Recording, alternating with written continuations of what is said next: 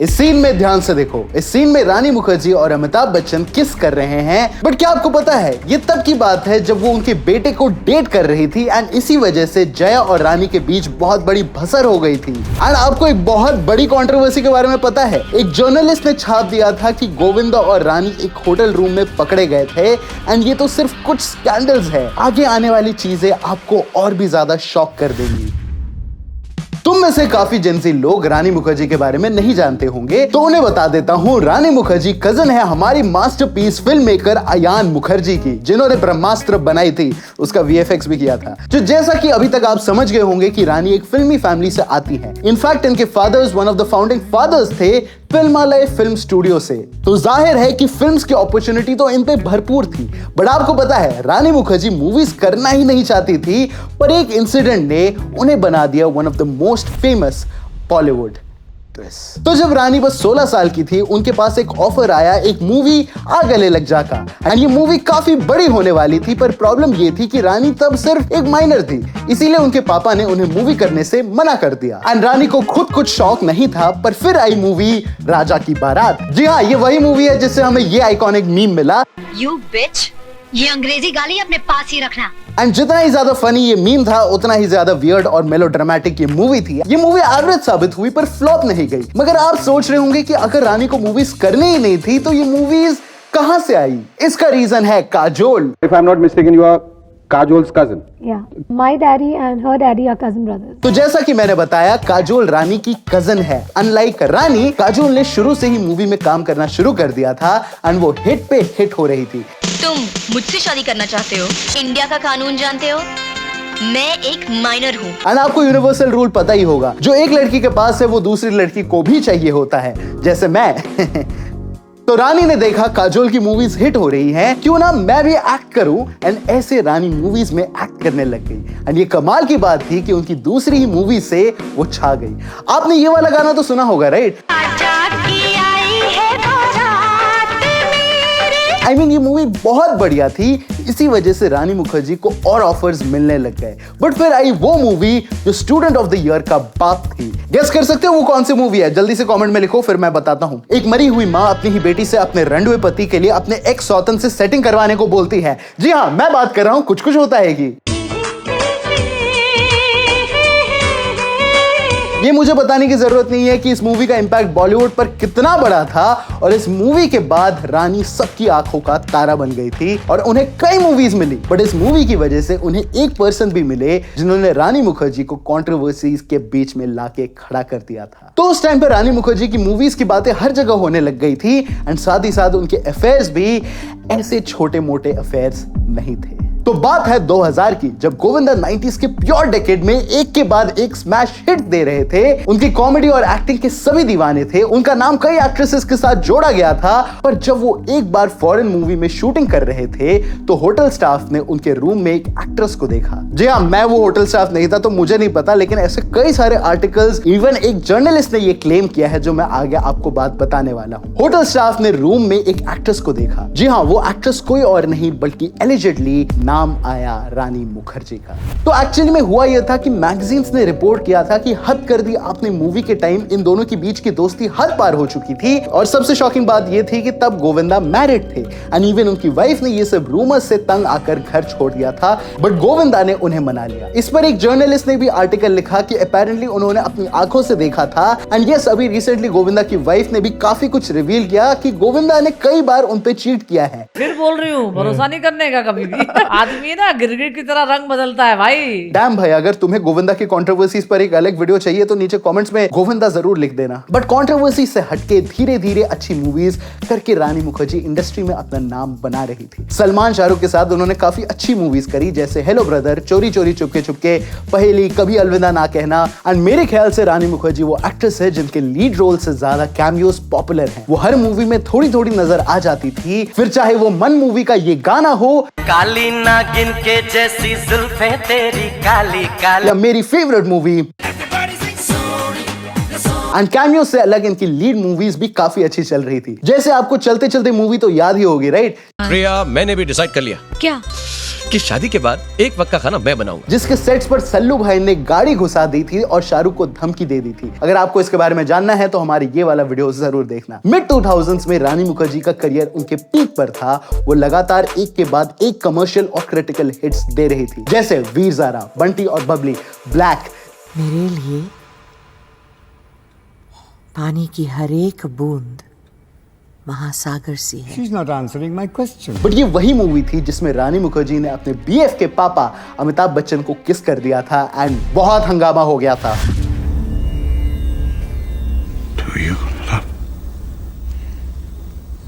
जी हाँ, ये बात है 2005 की, जब आई हेलन केलर की लाइफ पर बेस्ड मूवी ब्लैक। एंड अगर आप अच्छे सिनेफाइल हो तो आपने ये मूवी जरूर देखी होगी। ये मूवी बहुत ही ग्रेट थी। इसमें रानी मुखर्जी का कैरेक्टर ब्लाइंड होता है। इस मूवी में सब कुछ था, ड्रामा था, इमोशंस थे, रियलिस्टिक एक्टिंग था और एक ऐसा केस जो उस टाइम के लिए बहुत ज्यादा कंट्रोवर्शियल बन गया था। तो एक्चुअली में इस मूवी में एक सीन होता है जहां पर अमिताभ बच्चन रानी मुखर्जी को किस कर देते हैं और ये कोई ऐसा वैसा सीन नहीं था, ये प्रॉपर एक लिप लॉक था। एंड आपको खुद पता है कि इस कंट्री में सिनेमा को रॉ फॉर्म में दिखाया तो कंट्रोवर्सी हो ही जाती है। उस टाइम पे ट्विटर तो नहीं था, तो लोग मैगजीन के कॉलम्स में ऐसे आउटरीच लिखाते थे ये कि 36 इयर्स का गैप है दोनों के बीच में। हाँ, अमिताभ बच्चन जी जैसे वेटरन एक्टर को ये सोचना चाहिए, वो एक्टर है, एक्टर, इसीलिए उनका ये जॉब है अगर रोल डिमांड कर रहा है तो। एंड आपको पता है इस एक किस की वजह से ऐसे ऐसे आर्टिकल्स लिखे गए मैगजीन्स वगैरह में कि पूरा बच्चन परिवार भी हिल के रह गया था। तो एक्चुअली उस वक्त पर अभिषेक और रानी साथ में कुछ मूवीज कर चुके थे एंड उनके बीच की केमिस्ट्री ऑन स्क्रीन और ऑफ स्क्रीन दोनों बढ़ती जा रही थी एंड ये दोनों एक दूसरे के लाइफ पार्टनर्स भी बनने वाले थे। पर इस एक किस ने सब कुछ बदल दिया था,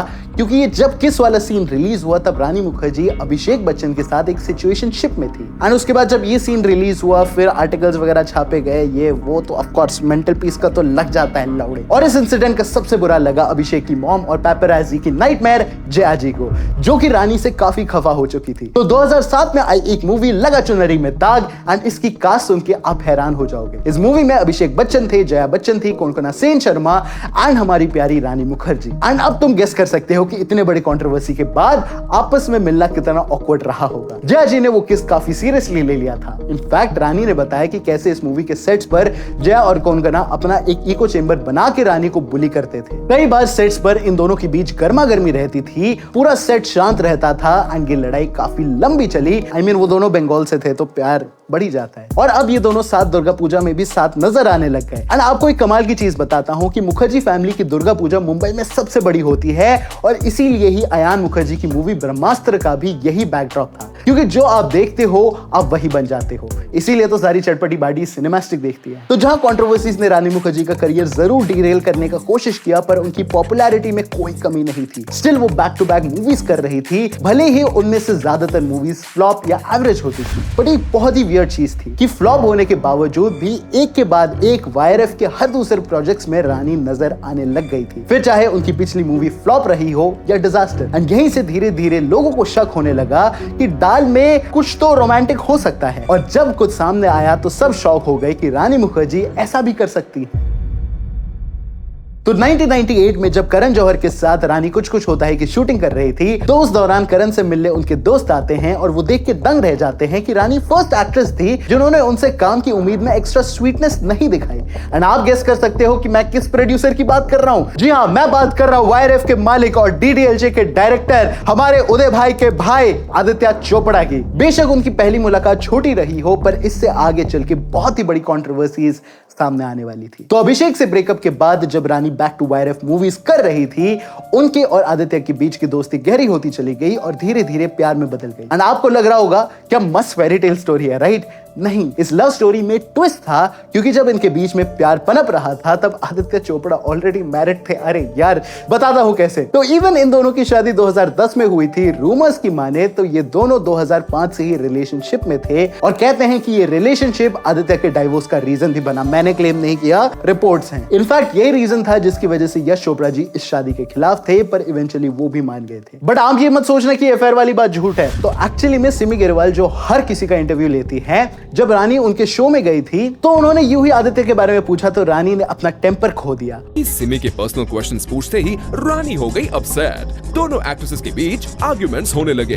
दोनों में लाइव शो में काफी बहस हुई। रानी कुछ सवालों पर इस कदर खफा हुई कि उन्होंने सिमी की उम्र और इंडस्ट्री में उनकी सीनियरिटी का लिहाज भी नहीं किया। वो एकदम से सिमी पर चिल्ला पड़ी एंड रानी ने कहा कि आपके बारे में भी मुझे काफी चीजें पता हैं। अगर मैं भी नेशनल टेलीविजन पर वो बता दूं, वेल आप ये आर्टिकल खुद देख सकते हो। एंड ये देखकर अजीब लगता है कि आखिर इतना गुस्सा होने की क्या जरूरत थी। क्या रानी सही में उस चीज को एड्रेस नहीं करना चाहती थी या बस एक पब्लिसिटी स्टंट था? जो भी हो, इसके बाद रानी मुखर्जी और आदित्य ने शादी कर ली एंड वही हुआ जो यश चोपड़ा जी ने कहा था, what ends well goes well. And अब मानो रानी की लाइफ का एक ऐसा इंपॉर्टेंट फेज शुरू हो चुका था एंड वो back to back crazy movies कर रही थी, जैसे नो वन किल्ड जेसिका।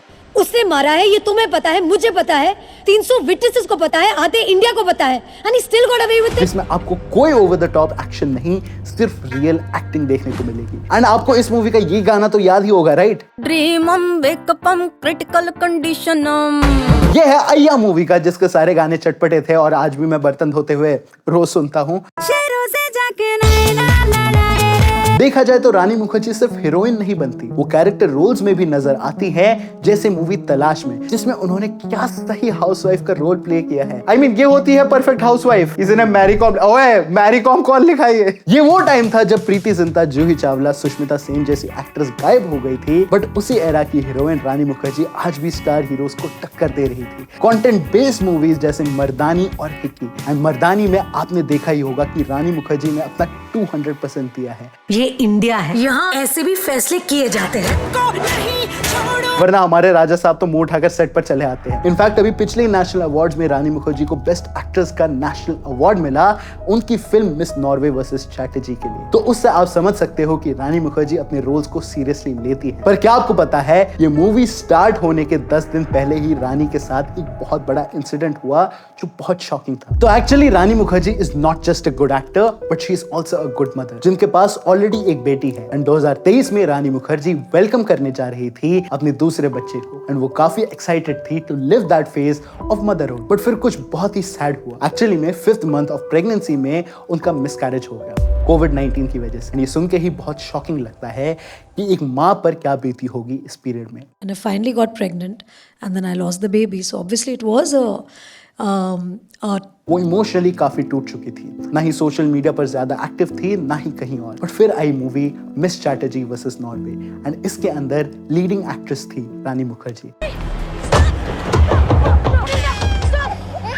ये मूवी इस बारे में थी कि कैसे नॉर्वे गवर्नमेंट रानी मुखर्जी के बच्चे को उनसे दूर ले जाती है और फिर कैसे एक मास सिस्टम से बैटल लड़ती है टू गेट देम बैक। ये मूवी एक हिट साबित हुई एंड इसके अंदर की परफॉर्मेंस में रानी मुखर्जी ने माँ के रोल को इतना प्योर दिखाया है कि उन्हें नेशनल अवार्ड से नवाजा गया। रानी ने बताया कि जब उन्हें अपने बेबी को खोया उसके जस्ट 10 दिन बाद उन्हें नॉर्वे वर्सेस चैटर्जी ऑफर हुई, जो कि एक मदर स्ट्रगल पर बेस्ड थी एंड वो उस वक्त उसी फेज से गुजर रही थी। एंड ऐसे रानी मुखर्जी ने ये बेस्ट रोल ना ही जस्ट एक्सेप्ट किया बल्कि उसे जिया भी।